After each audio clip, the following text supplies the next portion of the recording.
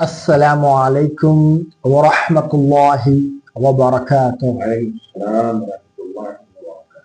حامدا ومصلیا وبعد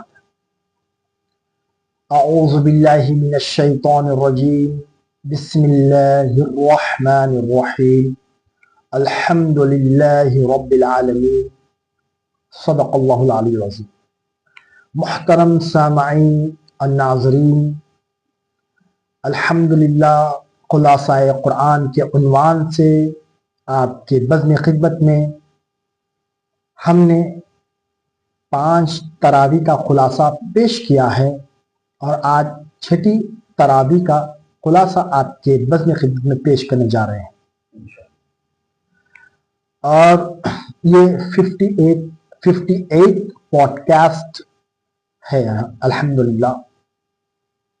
آپ نے سماعت فرمایا ناظرین، سورہ مائدہ میں مختلف پہلوؤں کا ذکر ہوا ہے اور بے شمار ٹاپکس پر گفتگو ہوئی ہے۔ 120 آیتوں پر جو سورہ مائدہ ہے اس پر مفتی صاحب نے اس کا خلاصہ آپ کے سامنے پیش کیا ہے۔ اس سارے خلاصے میں اور سارے سورہ مائدہ میں جو آیت میں نے جو فیل کیا ہوں امتی ایز اے امتی ہونے کے، آیت نمبر 118 آیت جب حضور نبی کریم صلی اللہ علیہ وسلم نے تلاوت فرمائی ہے، اس کے بعد سرکار مدینہ صلی اللہ علیہ وسلم رو پڑے، اشک بار ہو گئے، اور اس کی وجہ کیا ہے؟ عربی میں آیا ہے بکا، عربی میں لفظ آتا ہے بکا، سرکار نے رویا ہے۔ اللہ تعالی جبرائیل امی کو بلاتا ہے، اذهب الى محمد، اذهب الى محمد، جاؤ محمد کی طرف۔ کیا اللہ تعالی کو پتہ نہیں ہے؟ کیا سامعین بتائیے، کیا اللہ کو پتہ نہیں ہے؟ وہ تو عالم الغیب و شہادہ ہے، پاسٹ کا بھی علم ہے، پریزنٹ کا بھی علم ہے، فیوچر کا بھی علم اللہ تعالیٰ کو ہے۔ حبیب رو رہے ہیں، اس کی وجہ کیا ہے؟ کس لیے رو رہے ہیں؟ کس کے لیے رو رہے ہیں؟ سب پتہ ہے، پھر بھی اپنے جبرائیل امی کو طلب فرماتا ہے اور سید الملائکہ کو طلب فرماتا ہے، اذهب الى محمد۔ جب جبریل امی حضور نبی کریم صلی اللہ علیہ وسلم کی بارگاہ میں حاضر ہوئے، یا رسول اللہ آپ کیوں رو رہے ہو؟ تو نبی کریم صلی اللہ علیہ وسلم نے فرمایا، امت کا غم مجھے ستا رہا ہے۔ اللہم امتی، امت کا غم مجھے ستا رہا ہے۔ یہاں پر دیکھیے ناظرین، نبی کریم صلی اللہ علیہ وسلم اپنے خاندان کے لیے نہیں رو رہے ہیں، اللہم علی نہیں بولے، اللہم فاطمہ نہیں بولے، اللہم اہل بیت نہیں فرمائے تو اللہم امتی، اللہم امتی یہی بولے۔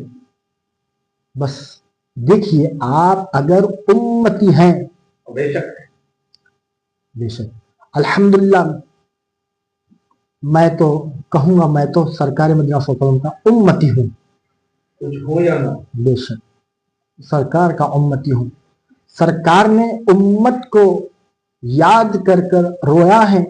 سورہ مائدہ کی آیت نمبر 118 اتنی خاص آیت ہے، اور اس پر اللہ تعالیٰ نے جبریل امی کو بھیجا ہے۔ خاص اس آیت میں عذاب کا ذکر ہے، خاص عذاب کا ذکر ہے، اس لیے رویا، اس لیے اس رویا۔ کا مطلب امت گنہگار امت کے لیے رویا ہے۔ گناہگار امت کے لیے حضور نبی صلی اللہ علیہ وسلم اشک بار ہوئے ہیں، آنسو نکالے۔ دیکھیے، اللہ کی بارگاہ میں حضور نبی کریم صلی اللہ علیہ وسلم کے آنسو کی قدر کیا ہے؟ سبحان اللہ۔ آنسو کی جو قدر، جو لیول اللہ کی بارگاہ میں، اذهب الى محمد، جبریل امی کو فرمایا اللہ تعالیٰ نے، اور یہ بھی فرمایا جب معلوم ہو گیا سرکار نے امتی उम्मती के लिए रो रहे हैं, तो अल्लाह ताला फरमाता, ए हबीब, आप उम्मत का गम ना खाइए, हम आपको राजी कर देंगे उम्मत के मामले में। सुभान अल्लाह। वो कैसे उम्मती है जो हुजूर नबी करीम सल्लल्लाहु अलैहि वसल्लम की शफाअत और वसीले क्या मुनकिर है, वो तो बदनसीब है। 1400 साल पहले लफ्ज़ उम्मती कहा, उम्मती कहा तो और हम उम्मती होना में यकीन है। बेशक हम यकीन रखते हैं। सूरह माइदा की आयत नंबर 118 में अजाब का जिक्र है। यही पढ़कर सरकार मदीना सल्लल्लाहु अलैहि वसल्लम रोए हैं। आप उम्मत को ध्यान दीजिए, सुभान अल्लाह। क्या मिला इस आयत करीमा से आपको? क्या आप उम्मती होने पर फख्र करते हैं, लेकिन आपकी बख्शिश का सामान आंसू मुस्तफ़ा है। जो अल्लाह ताला की बारगाह में हुजूर नबी करीम सल्लल्लाहु अलैहि वसल्लम के जो आंसू निकले हैं, वो आंसू की कदर अल्लाह की बारगाह में कितनी है, ये भी फरमा दिया अल्लाह ताला ने, उम्मत के गम में हम आपको राजी रखेंगे। अल्हम्दुलिल्लाह, हम तो शफाअत के कायल हैं। अल्लाह ताला हम सबको हुजूर की शफाअत नसीब फरमाए। और अल्हम्दुलिल्लाह मोहतरम सामाईन और नाज़रीन, आज हम खुलासा कुरान लेकर हाजिर खिदमत है। कल की जो गुफ्तगू का जो मेन पार्ट था मैंने आपको सुना दिया, और आज सूरह अनाम का खुलासा मुफ्ती साहब से सुनेंगे। और बहुत ही ये जो हमारा खुलासा कुरान का जो पॉडकास्ट चल रहा है, बहुत ही नॉलेजेबल है, इंफॉर्मेटिव है और बहुत ही ऑथेंटिक है। जो कुरान से दलाइल पेश कर रहे हैं, इसमें गैर ये नहीं पूछ सकते। जो अकीदे पेश हो रहे हैं आपके सामने, हदीस से नहीं, कुरान के आयतों से अकीदे पेश हो रहे हैं। हदीस में क्वालिटी है, ज़ईफ है, ये है, वो है, ये है, लेकिन ये वो किताब है जिसमें शक की गुंजाइश नहीं है। देखिए, अहले उलमा से जुड़िए, कुरान से जुड़िए, कुरान फहमी सीखिए, और कुरान में जो है ना अल्लाह ताला क्या पैगाम दे रहा है उम्मत को, वो सुनने के बाद हम अमल कर सकते हैं। अल्लाह हमसे राजी हो जाए।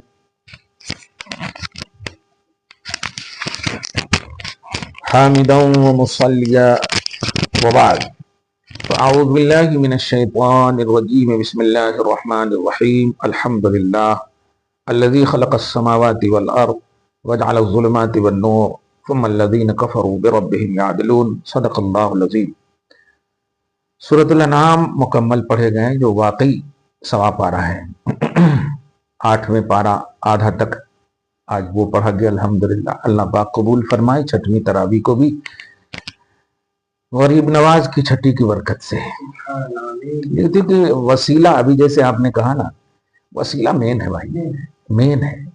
मेरे अमाल का बदला तो जहन्नम ही है। मैं तो जाऊं, मेरे सरकार जाने न दें। मैंने कैलेंडर में भी कह दिया है, माना मुजरिम हो तेरा हाँ, लेकिन उम्मती हूं हबीब का यार। और हुजूर ने उम्मती ही कहा है। अल्लाह ताला हुजूर के इस जुमले में हम सबको शामिल फरमाए। ताजा कर दिया आपने पूरे गुफ्तगू का, गोया निचोड़ ताजा कर दिया आपने, खुलासा। अल्लाह ताला कबूल फरमाए और दिन ब दिन तरक्की इल्म अमल नसीब करे।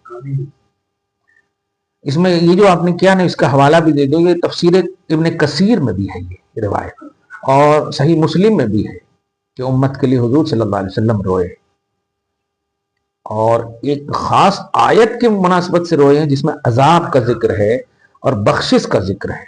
यानी आप चाह रहे हैं कि अजाब ना हो और बख्शिश हो जाए, यही तो मतलब है, मफहूम है। अगर ए अल्लाह तू अजाब दे तो ये तेरे बंदे हैं। ढंग देखिए, अगर तू अजाब दे तो ये तेरे बंदे हैं, यानी निजाम अदल पेश कर रहे। व इन तगफिर लहुम, और आगे नहीं है कि ये तेरे बंदे हैं, और अगर तू बख्श दे तो तेरे बंदे नहीं फरमा रहे, इसका मतलब छुपा हुआ है, और अगर तू बख्श दे तो मेरी वजह से बख्श देना। सुभान अल्लाह, हुजूर सल्लल्लाहु अलैहि वसल्लम को दे। असल सबसे मेन पॉइंट है कि अल्लाह ताला सब जानता है, मगर सैयदुल मलाइका को भेजा। ये एहतिमाम आंसुए मुस्तफा है। हुजूर पाक अपने हबीब के आंसू का ये एहतिमाम है, ये कदर है अल्लाह पाक की बारगाह में। अल्लाह ताला हुजूर सल्लल्लाहु अलैहि वसल्लम के उस आंसू की हम सबको बरकत अता फरमाए। सूरतुल अनाम मक्किया है, इसमें 165 आयतें हैं। 100 हाँ 165 हाँ 165 मुख्तलिफ पहलू हैं इसमें। तौहीद पर काफी जोर दिए गए हैं। आगाज ही होता है अल्हम्दुलिल्लाह खलक़स समावाति वल अर्द, आसमानों और जमीनों को जिसने पैदा किया, तारीकियों को नूर को जिसने रखा। काफिर लोग अपने रब से रुगरदानी करते हैं। काफिर माना होता है इनकार करने वाला। कुफ्र यारबी लफ्ज है, कुफ्र यारबी लफ्ज है, इसलिए गैर अरब इसको अपना नाम ना समझें। काम की वजह से काफिर हो आप, नाम की वजह से काफिर नहीं हो। जैसे हम काम की वजह से मोमिन हैं, नाम की वजह से मोमिन नहीं। नाम तो हमारा नवेद है, नाम तो हमारा नैयर है।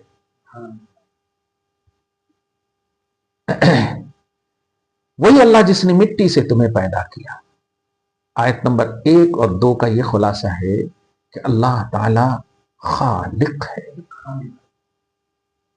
खालिक और वालिद में फर्क यह है, खालिक बोलते हैं बेमिसाल पैदा करने को, नॉन मटेरियल, क्रिएट करना किसी भी चीज को, कोई मटेरियल ना हो, बगैर मिसाल साबिक के, कोई मिसाल ना हो, कोई मादा ना हो, कोई मटेरियल ना हो, उसको खल्क बोलते हैं।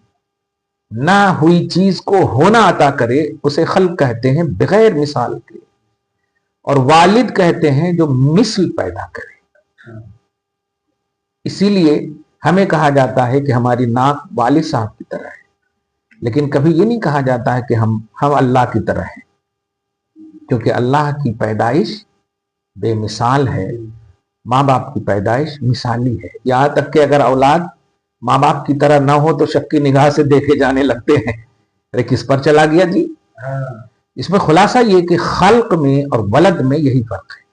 इसीलिए अल्लाह की शान लम यलिद लम यूलद। हालांकि उर्दू में दोनों को बोलते हैं, बाप माँ को बोलते हैं ना, बाप माँ ने पैदा किया, सही है नहीं, और अल्लाह ने भी पैदा किया। उर्दू अलग है और अरबी अलग है, और शरीयत अरबी में बनी। इससे एक जहन मिला कि शरीयत को उर्दू के नाम से ना समझो, अरबी के काम से, अरबी के नाम से समझो। इसीलिए मैंने कहा कि काफिर होना ये तुम्हारा नाम नहीं है, काम है। अल्लाह को मान लो, नहीं हो काफिर। रसूल को मान लो, नहीं हो काफिर। क़यामत को मान लो, नहीं हो काफिर। जैसे हम मानते हैं, अगरचे हम आजमी हैं, अरबी नहीं है, मगर हम मोमिन हैं। तो दो का खुलासा है, खल्क और वलद में फर्क। ठीक है, खल्क किसको कहते हैं? बेमिसाल पैदा। सुभान अल्लाह, अल्हम्दुलिल्लाह। वलद वालिद इसको कहते हैं जो मिसाल पैदा करे, अपनी मिसाल पेट से निकाले। आयत नंबर 5 में अल्लाह तबारक व तआला ने मजाक करने वाली कौम को तंबीह किया है। नबियों का मजाक, क़यामत का मजाक, दीन का मजाक, शरीयत का मजाक, ठीक है, तो तंबीह फरमाई है। और सडनली आयत नंबर 6 में हलाकत का कॉन्सेप्ट दिया है कि हम तुम्हें भी हलाक कर देंगे। नहीं है यकीन तो अपनी पास्ट की कौमों का मुताला कर लो।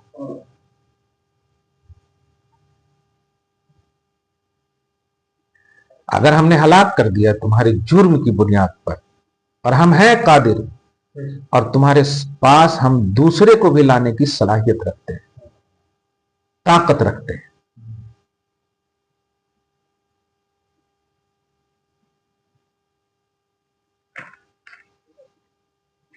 आयत नंबर 10 में गुस्ताखे रसूल और नबी सल्लल्लाहु अलैहि वसल्लम के मजाक करने वालों का दर्दनाक अंजाम ये ध्यान दिया गया है।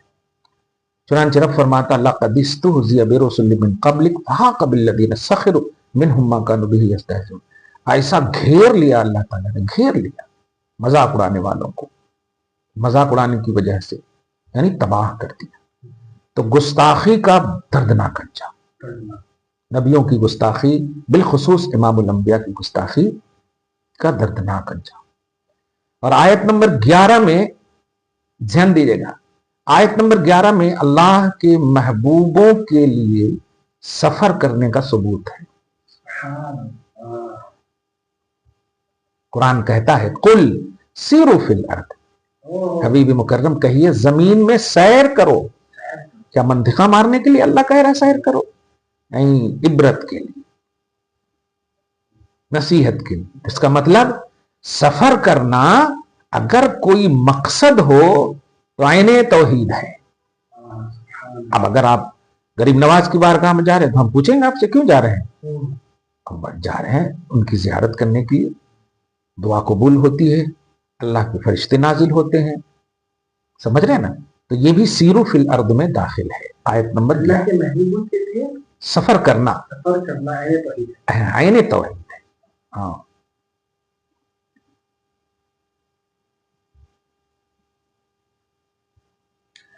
आयत नंबर 17 में देखें आप, और इसका वजीफा भी आप उम्मत को बताएं। वइन यमसस्कल्लाहु बिदुर्रिन फला काशिफ लहू इल्ला हु वइन यमसस्क बिखैरिन फहु अला कुल्लि शैइन कदीर। अगर किसी को नजर बद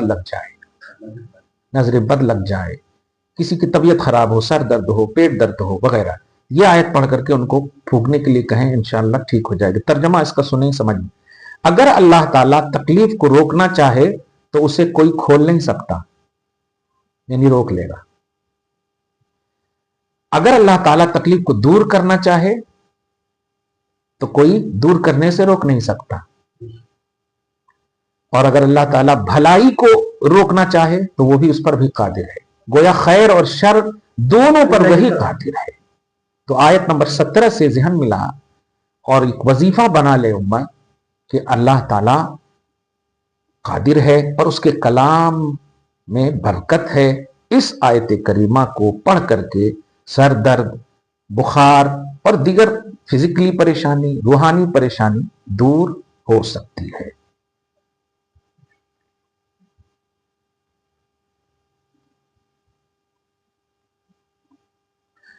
आयत नंबर 20 को जरा सुनिए। इसमें भी एक लफ्ज आता है अरबी में इल्म और एक लफ्ज आता है मार्फत। इल्म का ताल्लुक कुल्लियात से है, इल्म का ताल्लुक कुल्लियात से है, यानी इजमाली तौर पर कुल्लियतन जानना, डिटेल के साथ जानना नहीं, कुल्लियतन जानना, कुल। और मार्फत का ताल्लुक जुज़इयात से है, एक एक फर्द को, एक एक चीज को जानना। जैसे आरिफ बिल्लाह इसीलिए बोलते, आलिम बिल्लाह नहीं बोलते, आरिफ बिल्लाह यानी अच्छी तरह जानते हैं वो अल्लाह को। जानते तो आप भी हैं मगर आप आलिम बिल्लाह हैं, आरिफ बिल्लाह अल्लाह को सबसे अच्छी तरह जानते हैं अपनी कैपेसिटी के मुताबिक। तो ज्यादा जहां इल्म हो उसको मार्फत बोलते हैं। तो मार्फत का मकाम इल्म से ऊपर है। तो आयत नंबर 20 में जरा गौर कीजिएगा। आयत नंबर 20 में कुफ्फार नबी की अजमत को अपने बेटों से ज्यादा जानते थे। अभी तक कैच नहीं करे। हाँ, अल्लज़ीना आतैनाहुमुल किताब यारिफूनहु कमा यारिफूना अबनाअहुम, मार्फत रखते थे। ये बताइए हम अपने बेटों के ताल्लुक से कमांडेड रहते हैं कि नहीं कि ये मेरे ही नुत्फे का है? सही है कि नहीं? हम कमांडेड रहते हैं कि ये मेरा ही बेटा है, मेरा ही बेटा। इसीलिए तो झगड़े हो जाते हैं कभी कि शादी करके चले गए और बीवी से मुलाकात भी नहीं हुई, 3 साल के बाद आए तो एक बच्चा है। आप समझिए इस बात को, क्यों बच्चा है? जब मुलाकात ही नहीं तो बच्चा क्यों? इसका मतलब बाप ज्यादा जानता है कि मेरा बच्चा कौन, कहां, कैसे, क्यों। तो बेटों को, औलाद को बाप ज्यादा जानता है। कुरान ने बेटों से तशबीह दी है कि यारिफून अबनाअहुम, अपने बेटों को जैसे जानते हैं वैसा ये नबी को जानते, यानी नबी की अजमत का 100+ यकीन है इनको, बस मानते नहीं। इससे अकीदा मिला कि नबी की मार्फत भी हो जाए तब भी मोमिन नहीं, नबी की तस्दीक मोमिन होने की दलील है। मार्फत भी हो जाए तो, यानी 2 लफ्ज में कहो, नबी को मानना ईमान है, जानना ईमान नहीं है। मानना ही मान, तस्दीक करना, नहीं नहीं, लफ्ज मानना और जानना को सुनिए, मानना, लफ्ज मानना और जानना को समझिए। नबी को मानना ईमान है, मानना ईमान जानना ईमान नहीं है। लिहाजा आज भी अगर एजुकेशन वाले खूब फदक रहे, फदकें, बता मुस्तफा के बारे में तो क्या कहता है, हाँ, जानता छोड़, मानने की बात कर। हाँ, तो नबी को मानना ईमान है। ये आयत नंबर 20 से तसव्वुर मिलता है। ठीक है, अल्हम्दुलिल्लाह।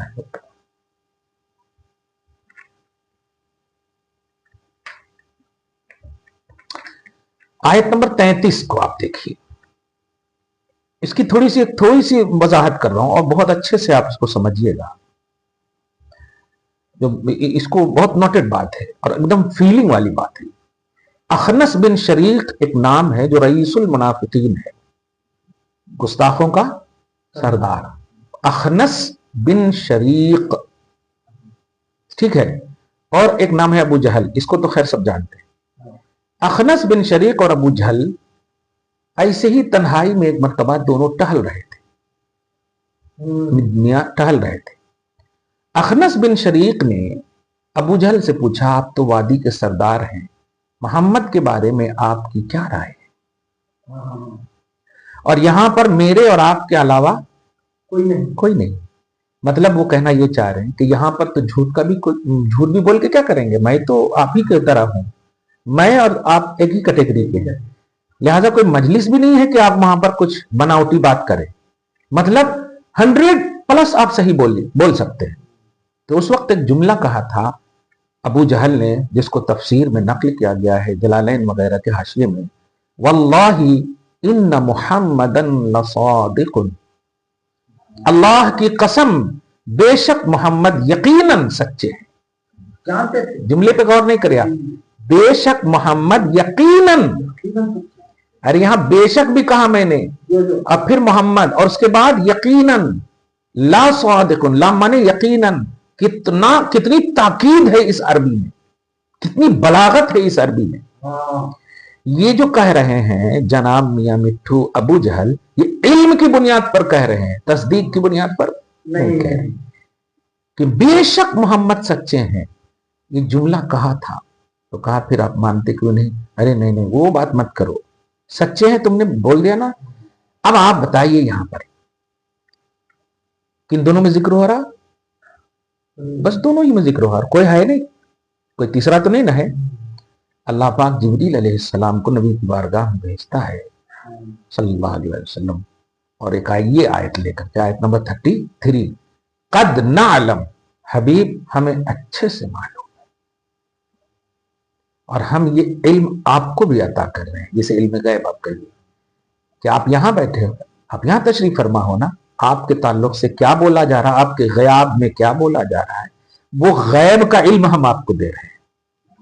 क्या कि आप रंजीदा हो जाते हैं ये जो बकबक करते हैं आपके खिलाफ, लेकिन आज ऐलान करता हूं ये आपके मुखालिफ नहीं है, ये मेरी आयतों के मुखालिफ। आपको तो वो सादिक मानते, आपको तो वो सादिक जानते हैं, हाँ, आपको तो वो सादिक जानते हैं। मोहम्मद वो आपको नहीं झुटलाते, जालिम हमें झुटलाते हैं। और इसमें एक नुक्ता दूं, हमें कोई टेंशन नहीं है कि ये हमें झुटलाते हैं, अगर आपको ये झुटलाएंगे ना तो हम, सोचिए ना, एक जुमला कहा था अबू लहब ने उंगली उठा करके, एक जुमला इशारा करके कहा था, अल्लाह ने उंगली को तोड़ दिया, पूरी जात को तबाह कर दिया। तो अगर अबू जहल भी आज बोल देता कि मोहम्मद झूठा है तो उसको हम वहीं पर तबाह कर देते, लेकिन आज उसने अपनी हकीकत का इजहार किया और मेरा आपके बारे में कहा कि बेशक सच्चे हैं। तो आज आप मुतमईन रहिए, ये सिर्फ आपको नहीं, आप पर आई हुई आयतों के मुनकिर हैं, आपकी फजीलतों के मुनकिर हैं, आपकी जात के।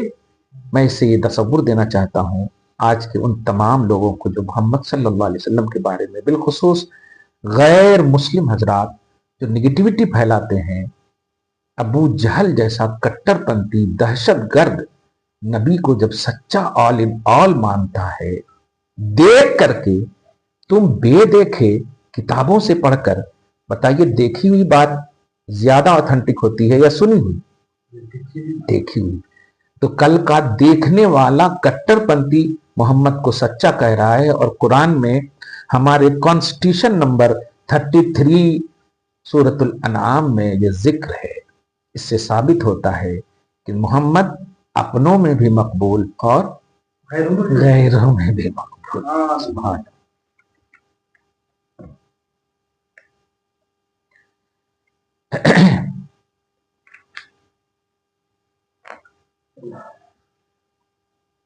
ظالموں کو تباہ کر دے گا اللہ تعالیٰ. آیت نمبر 45 میں یہ وعدہ کیا ہے. فَقُطِعَ دَابِرُ الْقَوْمِ الَّذِينَ ظَلَمُوا، ظالموں کی تباہی اس کی قسمت میں رکھ دی اللہ تعالیٰ نے. یہ آیت نمبر 45 میں. اب آیت نمبر 50 کی تھوڑی سی علمی وضاحت اور فنی وضاحت کرتا ہوں. اور اس آیت سے غیر اہل سنت و جماعت کے لوگ جو علم غیب کے حوالے سے یہ آیت کوٹ کرتے ہیں، آیت نمبر 50 میں پہلی پوری آیت پر قُلْ لَا أَقُولُ لَكُمْ عِنْدِي خَزَائِنُ اللَّهِ. حبیب ایک ایک لفظ کو سنیے تو جواب اسی میں. اے حبیب آپ کہیے کہ میں نہیں کہتا تم سے کہ میرے پاس اللہ کے خزانے ہیں، اور نہ یہ کہتا کہ میں غیب جانتا ہوں، اور نہ یہ کہتا کہ میں فرشتہ ہوں. میں تو اسی چیز کی اتباع کرتا ہوں جو میرے پاس وحی آتی ہے. آپ کہیے کہ کیا اندھے اور اکھیارے برابر ہو سکتے ہیں؟ نہیں. یہ آیت اس سے کیا سمجھے آپ کہ اس آیت کے ذریعے سے مخالفین اہل سنت کہتے ہیں کہ نبی کو علم غیب نہیں ہے. وہ خود کہہ رہے ہیں کہ میں نہیں کہتا کہ میں غیب جانتا ہوں. حالانکہ اسی میں کئی طرح سے جواب. حبیب آپ کہیے کہ میں نہیں جانتا ہوں، آپ کہیے کہ میں نہیں جانتا. اس سے مطلب یہ ہے کہ آپ کیسے جانیں گے؟ آپ کہیے کہ میں نہیں جانتا. جاننے کا تعلق تو مجھ سے ہے، میں جناؤں گا آپ کو. سمجھ رہے ہیں آپ؟ ہاں. تو کل ہی جواب ہے اس میں کہ آپ کہیے کہ میں نہیں جانتا. ایک بات. دوسری بات، غیب اور غیب میری کتاب میں اس کی وضاحت ہو چکی ہے.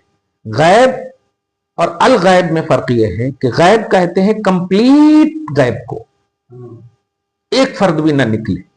اور اہل سنت و جماعت کا یہ عقیدہ نہیں ہے، بلکہ اہل سنت و جماعت کا عقیدہ یہ ہے کہ نبی صلی اللہ علیہ وسلم کو ان کی کیپیسٹی کے اعتبار سے اللہ نے جتنا چاہا عطا کیا، اور الغیب صرف اللہ کی شان ہے.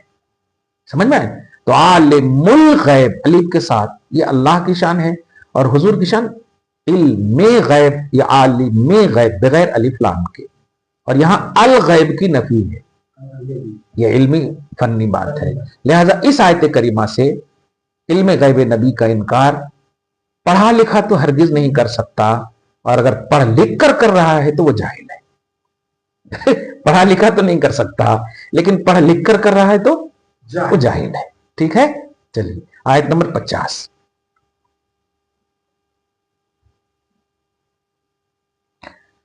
الحمدللہ رب. خلاصہ ہے نا تو چننا. اچھا وہیں پر اسی سے ریلیٹڈ آیت نمبر 59 59. وَعِنْدَهُ مَفَاتِحُ الْغَيْبِ لَا يَعْلَمُهَا، اور اسی کے پاس غیب کی کنجیاں ہیں، اور ان کنجیوں کو اللہ کے سوا کوئی نہیں جانتا. یہاں پر بھی دیکھیں غیب کی کنجیاں کن کے پاس ہے؟ اللہ کے پاس، اور ان کو کوئی نہیں جانتا. یہاں پر بھی غیب سے مراد وہی غیب ذاتی ہے. جان وہی سکتا ہے جس کو وہ جاننے والا جنائے. جیسے سورہ نساء کی آیت نمبر 113 میں وَعَلَّمَكَ مَا لَمْ تَكُنْ تَعْلَمُ، حبیب آپ کو اللہ نے وہ جنا دیا جو آپ نہیں جانتے تھے. ٹھیک ہے. لہذا اس غیب میں بھی غیب ذاتی مراد ہے. چلیے ٹھیک ہے. اللہ کا غیب ذاتی مراد ہے، اور حضور کا غیب گفٹڈ ہے. ٹھیک ہے. ایک اور وظیفہ دے رہا ہوں میں. آیت نمبر 64 اس میں ہے اللہ تعالیٰ ہی تمہیں پریشانیوں سے تکلیفوں سے نجات دے گا اور ہر کرب سے، ہر بلا سے، ہر مصیبت سے تمہیں نجات دے گا، بس شرک نہیں کرنا۔ تو توحید پرستوں کو اللہ تعالی نجات دے گا، یہ اس کا وعدہ ہے۔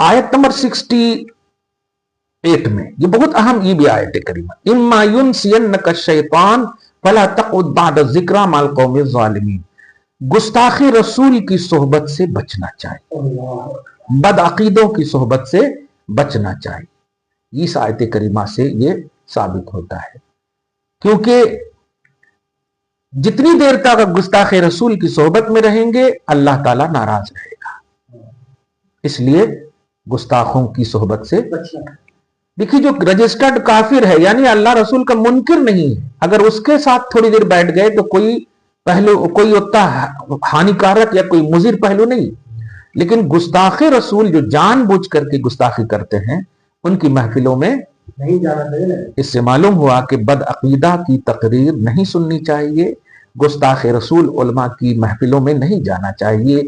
ہاں، وہ دین ہی کی تو بات کرتے ہیں، بات نہیں مراد ہے، عقیدہ دیکھیے، تو ایکسپلینر یا اسکالر کا عقیدہ دیکھا جائے گا، اور گستاخی کا تعلق عقیدے سے۔ اگر وہ 99+ بھی صحیح بات بول رہے ہیں تو بات کی بات نہیں ہے بلکہ بعد کی بات ہے، یہ سمجھ رہے ہیں نا۔ اگر عقیدہ صحیح ہے تو وہ کچھ نہ بھی بولے تو صحبت اختیار کیجئے، اور عقیدہ غلط ہے تو ہزاروں قرآن حدیث بولے پھر بھی آپ ان کی صحبت یا ان کی باتوں پر دھیان نہ دیجیے۔ آیت نمبر 68، الحمدللہ۔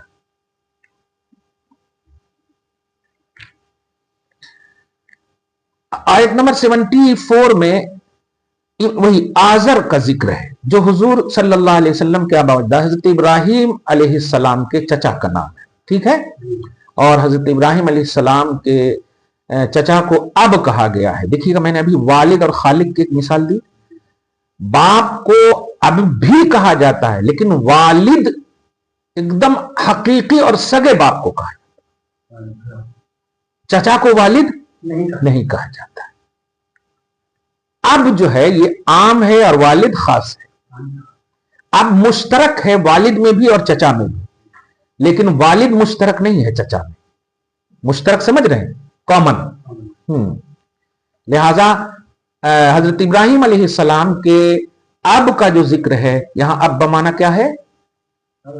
چاچا، آزر چاچا ہیں، اور ان کے والد کا نام تارخ ہے جی۔ پھر آیت نمبر 75 میں بہت اہم عقیدہ ہے، یہ تو عقیدہ سب کو معلوم ہے کہ انی رسول اللہ علیکم جمیعا، سورہ آل عمران کی آیت نمبر 80 میں، کہ وَإِذْ أَخَذَ اللَّهُ مِيثَاقَ النَّبِيِّينَ لَمَا آتَيْتُكُم امام الانبیاء ہے، یعنی حضرت آدم سے لے کر عیسیٰ علیہ السلام تک، بشمول حضرت ابراہیم بھی، جب نبی ہیں تو یہ ابراہیم علیہ السلام سے بھی آپ افضل ہیں، تو جو ابراہیم کو عطا ہوگی اللہ کی طرف سے ان سے کہیں زیادہ عطا محمد کو ہوگی، یہ عقیدہ آٹومیٹکلی رکھنا ضروری ہے۔ سمجھ گئے آپ؟ اب ابراہیم علیہ السلام کی ایک شان بیان ہو رہی 75 میں، کہ ہم ابراہیم کو آسمانوں اور زمینوں کے غیب دکھاتے ہیں، وَلِيَكُونَ مِنَ الْمُوقِنِينَ، تاکہ وہ یقین والوں میں سے ہوں۔ یہ ابراہیم کی شان ہے، لیکن اس سے امام الانبیاء کی شان کیا نکلتی؟ کیونکہ یہ کتاب ہدایت ہے، یہ محمد الرسول اللہ صلی اللہ علیہ وسلم پر اتری ہے، اور امت محمدیہ کے لیے کانسٹیٹیوشن ہے۔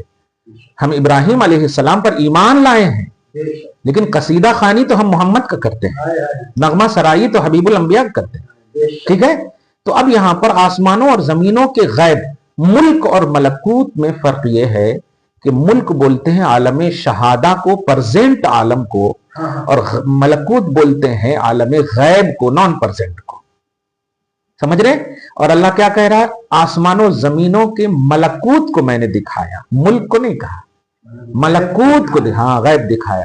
سوچیں، آسمانوں 7 طبق، زمینوں 7 طبق، یہ سب ابراہیم سے چھپے ہوئے نہیں ہیں، تو امام الانبیاء سے کیسے چھپے ہوں گے؟ ابراہیم سے بھی کہیں زیادہ امام الانبیاء کا علم ہے، اور یہ ماننا امت محمدیہ کے لیے لازم ہے۔ کیوں؟ اس لیے کہ سارے نبی سے حضور افضل ہے۔ اب لازم یہ آیا کہ جن لوگوں نے یہ کہا کہ حضور کو دیوار کے پیچھے کا علم نہیں ہے، وہ اپنے علم کو جانچ لیں, जांच लें. وہ امت محمدیہ ہونے کا حق نہیں رکھتے. امت محمدیہ وہی رکھے گا, امت محمدیہ کا احساس اسی کو ہوگا جو تمام نبیوں سے اپنے نبی صلی اللہ علیہ وسلم کو اعلیٰ اور افضل جانے گا. لہذا ابراہیم کو جب یہ ملا, خلیل اللہ کو یہ جب یہ ملا, تو اپنے حبیب اللہ کے حوالے سے, حبیب اللہ کے حوالے سے آسمانوں اور زمینوں کے غیب جو ابراہیم سے چھپے ہوں گے وہ بھی مصطفیٰ سے نہیں چھپا. امام اہل سنت نے ایک لفظ کہہ دیا, اور کوئی غیب کیا تم سے نہا ہو بھلا, جب نہ خدا ہی چھپا تم پہ کرو.